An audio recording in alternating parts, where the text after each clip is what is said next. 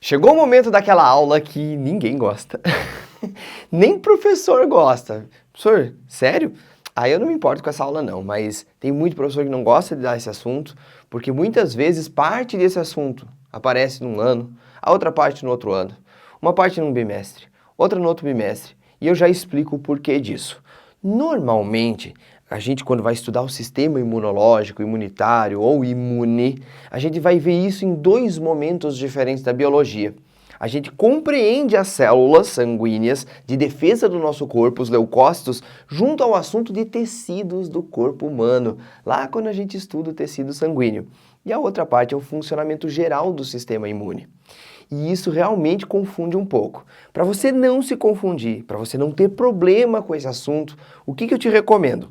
Assiste a aula sobre leucócitos. Eu fiz uma aula super didática por meio de uma tabela com explicações bem cheias a respeito de cada um dos glóbulos importantes no sistema de defesa do seu corpo.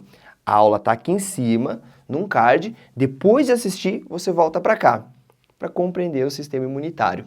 Eu me chamo Guilherme, eu sou professor de biologia e te convido. Vem comigo!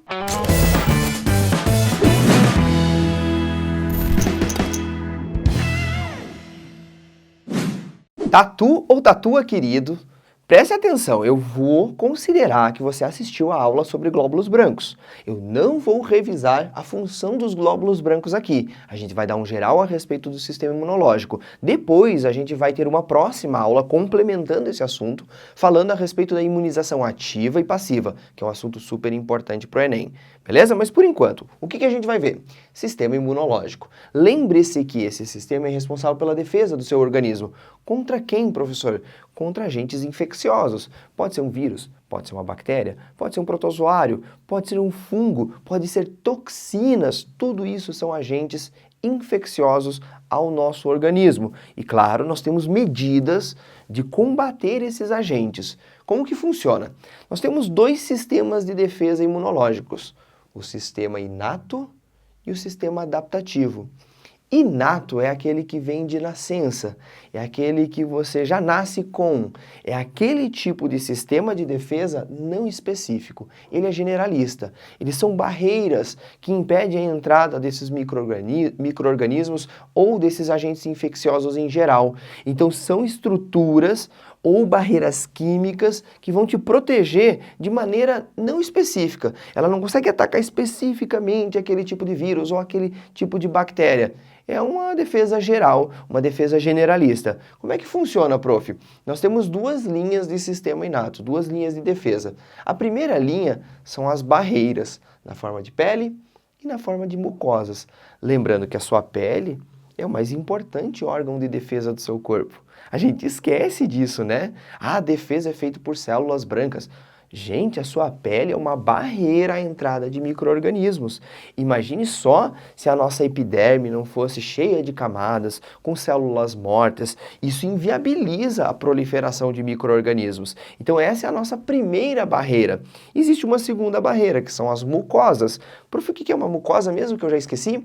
Mucosa é um revestimento de cavidades. Então você tem mucosa bucal, mucosa nasal, mucosa ocular, mucosa anal, mucosa vaginal.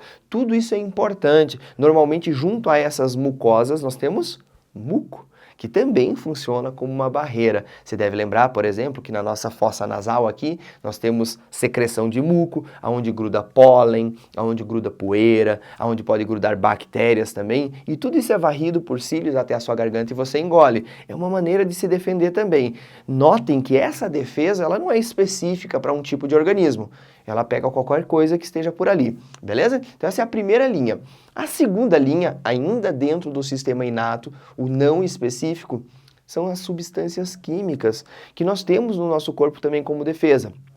Por exemplo, a gente não percebe, mas comemos a todo instante bactérias que podem ser nocivas ao nosso corpo. Pode estar numa carne, pode estar no arroz, pode estar no feijão, pode estar naquele talher que você deixou cair no chão e não quis lavar de preguiça e botou na boca de novo. Muito bem, Ali nós temos micro-organismos que, quando caem no nosso corpo, vão passar pelo nosso trato digestivo e vão se deparar, por exemplo, com substâncias ácidas ou com enzimas proteolíticas. Tudo isso são defesas. Substâncias químicas, como ácido clorídrico estomacal, substâncias químicas que têm proteases, como a nossa lágrima. O que são proteases, professor? São enzimas que destroem proteínas. A gente também tem substâncias antibióticas lá na nossa lágrima que evitam a proliferação bacteriana. São coisas genéricas, mas que funcionam muito bem. E a gente também tem as chamadas células inespecíficas. Elas não atacam especificamente um alvo, elas pegam qualquer coisa. São, em geral, pessoal, células fagocitárias. E o que é isso, professor? As células que comem, as células que engolem coisas estranhas. Então tem um vírus, tem uma bactéria, tem um fungo aqui, vai lá um macrófago, que é uma grande ameba de defesa do seu corpo e engole aquele micro-organismo. Isso é uma fagocitose. Como exemplo, nós temos os neutrófilos, nós temos os macrófagos, são células fagocitárias. Os eosinófilos, você deve ter estudado na aula sobre leucócitos, normalmente atacam invasores maiores, tipo vermes, tá? Vermes são atacados por eosinófilos. Também não é nada específico, vermes em geral. Aí vem o sistema adaptativo. Olha esse nome que interessante. Adaptativo é porque ele vai se adaptando ao longo da sua vida. Frente àquilo que você teve disposição, frente aos micro-organismos que chegaram ao seu corpo, frente à sua história ao longo do desenvolvimento, você vai ter adaptações imunológicas. Esse tipo de sistema imunológico é específico. Específico a ponto de você atacar ele e não atacar outros. Como assim? Se você está, por exemplo, imunizado por causa de uma vacina contra o vírus da gripe, você está vacinado contra o vírus da gripe, mas não contra o vírus HIV, não contra o vírus da dengue, não contra um protozoário qualquer. Por quê? Porque você está estimulando o teu sistema adaptativo que é altamente específico. E é esse o nosso sistema mais importante, ou a parte do sistema mais importante, a mais cobrada e aquela que tem mais conexão com as coisas da realidade. Por exemplo, nós estamos em 2020, desesperados, o mundo inteiro desesperado atrás de uma vacina contra o novo coronavírus. Vacina essa que vai nos prevenir contra a SARS-CoV-2. Essa vacina é específica, ela funciona para aquele tipo de organismo. Por quê? Porque ela ativa o nosso sistema adaptativo. É a nossa terceira e última linha de defesa e a mais importante no sentido de evitar a proliferação quando o organismo já está dentro da gente. Então vamos lá, terceira linha. São os anticorpos, tá, gente? Nós vamos entender o que são esses anticorpos. E isso é decorrente da atividade de linfócitos T, que vão ser os caras, entre aspas, que reconhecem os agentes estranhos, e os linfócitos B e plasmócitos que produzem os tais anticorpos. Você precisa de uma célula para reconhecer quem é estranho, apresentar os antígenos, que são as partículas estranhas, e outras células para produzir os anticorpos, que são nossos agentes específicos. Massa? Agora, vem para cá. Vamos falar um pouquinho mais de anticorpo. Anticorpo já apareceu na prova do Enem e tem aparecido nos materiais didáticos bastante com o nome de imunoglobulina. Aliás, é um nome mais técnico, né? Imunoglobulina. A gente está falando de uma proteína. Quando termina em ina, normalmente é uma proteína, tá? Ina. Lembra também da pepsina, da tripsina. São todas proteínas, tá? A gente pode falar da queratina, da melanina. Lembra aí que é uma proteína. Então, o anticorpo, que a gente pode chamar de imunoglobulina, é uma proteína de defesa do seu corpo. E o que ela ataca? Ela ataca peças dos invasores. Imagine, por exemplo, que um vírus entrou no seu corpo. Esse vírus é formado por pecinhas proteicas. Essas pecinhas proteicas podem ser reconhecidas dentro do seu organismo como algo estranho, apresentadas às células produtoras de anticorpos, e essas células que produzem os anticorpos vão produzir uma substância química que encaixa certinho naquela peça, naquela proteína invasora. Essa peça invasora, essa proteína invasora, às vezes esse carboidrato invasor, a gente chama de antígeno. Então o antígeno é um nome que a gente dá para as partes dos organismos que nos estão invadindo, mas também para o organismo. A gente pode dizer que um vírus é um antígeno, uma bactéria é um antígeno, embora isso não seja tecnicamente correto. O que é um antígeno? É a pecinha que será atacada pelo seu sistema imunológico, que eu representei como esse triângulo verdinho aqui, ó. Os antígenos são as peças dos invasores. O que a gente utiliza para atacar os antígenos? Os anticorpos, que a gente chama também de imunoglobulinas, que são proteínas de defesa do seu corpo. Agora, existem umas classes de de imunoglobulinas que a gente tem que conhecer. Não é muito cobrado no vestibular, até porque a gente não conhece por completo a ação dessas imunoglobulinas. Se a gente for ver isso no ensino superior, tem muita coisa a detalhar, muita coisa ainda a pesquisar e a conhecer, mas é interessante que você conheça pelo menos as principais formas de imunoglobulinas. Nós temos a chamada IgA, lembrando que esse Ig é de imunoglobulina, né? Imunoglobulina A, a IgD, a IgE, a IgG e a IgM.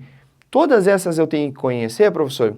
Eu acho que duas delas são mais importantes. Eu vou falar de todas e eu vou apontar para vocês quais que eu considero as mais importantes. Vamos falar primeiro da IgA.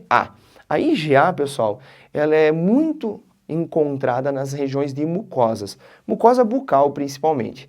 Ela é especialmente importante na nossa vida juvenil, quando a gente é muito bebezinho, quando a gente tem um mundo a conhecer pela boca. Então você mama na teta da mãe, depois você começa a engatinhar, depois você começa a pegar objetos e coloca tudo na boca, tudo na boca, tudo na boca. As imunoglobulinas que estão presentes lá na boca são importantes para te defender desse universo de micro-organismos que você está, a partir desse momento, tendo contato. Então, IgA presente nas nossas mucosas, principalmente na boca, mas também em todas as outras mucosas, beleza?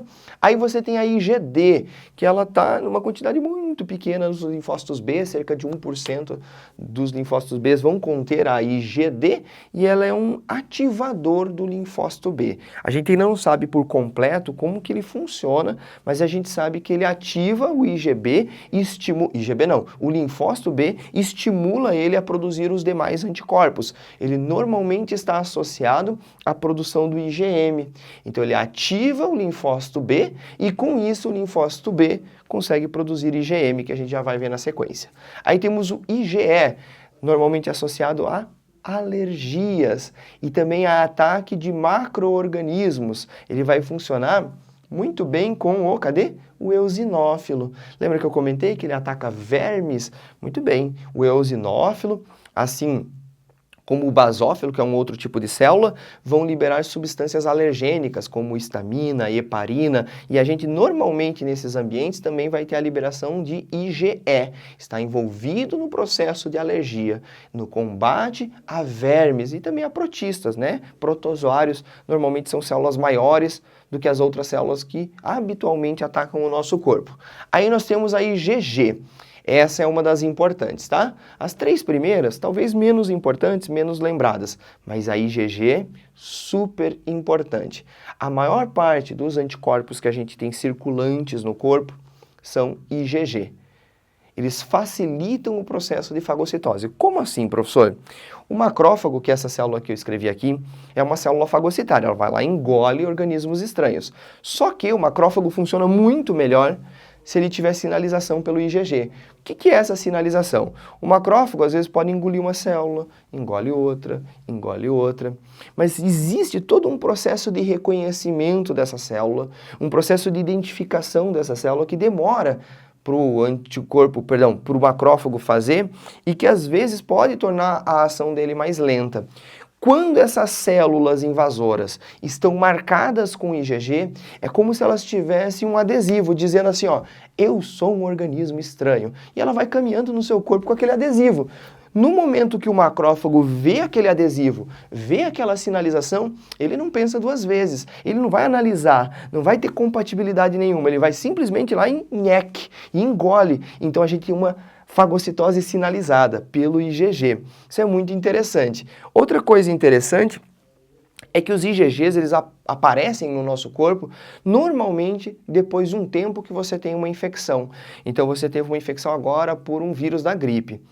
Depois de um tempo dessa infecção, depois que você já estiver passando pelo processo sintomático mais grave, começa a multiplicação intensa dos IgGs e aí você suprime os sintomas pela erradicação desse vírus invasor. Ela vai aparecer depois. Não é o primeiro tipo de anticorpo que é produzido, ele vem logo na sequência. E a presença dos IgGs na corrente sanguínea indicam que você está imunizado para aquele fim específico. Por exemplo, a gente tem agora os exames laboratoriais para perceber se a pessoa já esteve infectada com o novo coronavírus. O que eles procuram no sangue dessas pessoas? Eles procuram IgGs. Se ele tiver IgG específico para o novo coronavírus, quer dizer que ele já pegou a doença há algum tempo. Legal, né? Outra coisa que é importante, que eu quero que você anote, porque isso é cobrado, é que o IgG é a imunoglobulina da grávida. Como assim, professor? É o único tipo de imunoglobulina que vai passar pela barreira placentária. Isso quer dizer que a mãe pode passar esses anticorpos pela placenta e eles vão fazer a defesa do corpo da criança. Quando a criança nasce, ela já vai ter vários anticorpos, não que ela produziu, mas que ela recebeu da sua mãe. Que tipos de anticorpos são esses? Os IgGs. Lembra? Imunoglobulina da grávida, porque passam pela barreira placentária. Aí, meus queridos, o último, o IgM, que é produzido em primeiro momento. Lembra disso, ó? IgM em primeiro momento. Como assim, professor? Pegou a doença, você está no momento de infecção, você está manifestando os sintomas. Quais serão os anticorpos que estão sendo produzidos naquele momento em grande quantidade? Os IgMs. Se a gente for fazer um teste para anticorpos no seu organismo com relação ao novo coronavírus e a gente detectar IgM para o novo coronavírus no seu corpo, isso quer dizer que você está infectado nesse momento ou está recém passando da infecção. Ou seja, você pegou essa doença faz pouquíssimo tempo. Beleza? Massa? Olha o que eu coloquei aqui, ó. Todos esses anticorpos são produzidos por linfócitos B e plasmócitos. Os plasmócitos são os linfócitos B ativos, tá? Eles se modificam em plasmócitos. Massa! E para a gente terminar, o último ponto da nossa aula é entender um pouquinho a respeito das nossas respostas imunitárias. Existe a resposta primária e existe a resposta secundária. E o que é isso, professor? A resposta é como o seu organismo se manifesta frente ao agente invasor. Você pegou catapora, por exemplo. Olha que legal. Alguém já deve ter pego catapora e sabe do que eu estou falando. Quando você pega a catapora, você vai ficar mais ou menos uns 3 ou 4 dias sem sintoma nenhum. Aí começa a aparecer umas bolinhas no seu corpo. Bolinha, bolinha, bolinha. Aquelas bolinhas começam a dar coceira, coceira, coceira. Você começa a coçar, coçar, coçar, abrem feridas. E o ciclo da catapora dentro do seu organismo dura mais ou menos aí 7 dias a partir do início dos sintomas. Então, 3 dias até manifestar os sintomas, mais 7 dias de sintomas, 10 dias dá para dizer mais ou menos que é o ciclo completo desse vírus no seu organismo.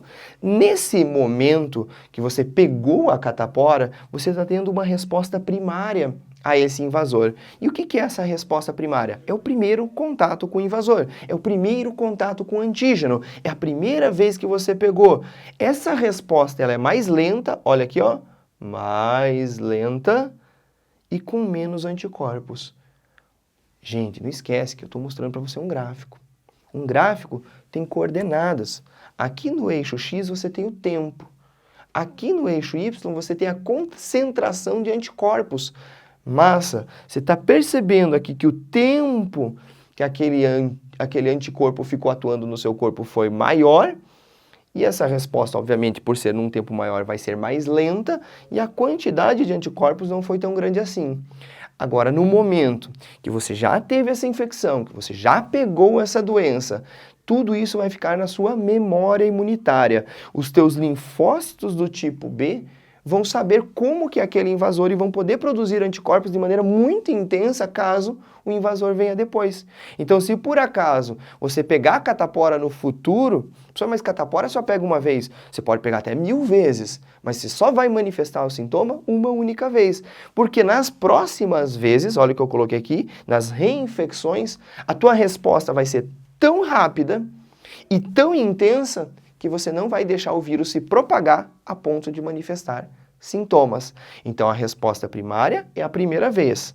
É lenta e com poucos anticorpos, mas isso ativa a sua memória imunitária. Massa, quando vem as reinfecções, elas serão mais rápidas, a ação vai ser mais rápida e com muitos anticorpos, suprimindo os sintomas. Massa, né? Eu espero que você tenha gostado dessa aula, mas fica aí que eu tenho um recado final para você, e ele é importante. A partir de agora, todas as nossas aulas aqui do YouTube estão listadas no nosso site, organizadas dentro dos 8 módulos. Então você vai abrir lá biologiagui.com.br/videoaulas, o link está aqui na descrição, e você vai ter tudo organizadinho. Módulo 1, todas as 35 aulas. Módulo 2, todas as 20 aulas. Módulo 3, todas as 11 aulas, e assim por diante. Tudo perfeitamente organizado para você conseguir, claro, um melhor resultado nos seus estudos. Um grande abraço, fique bem e até a próxima!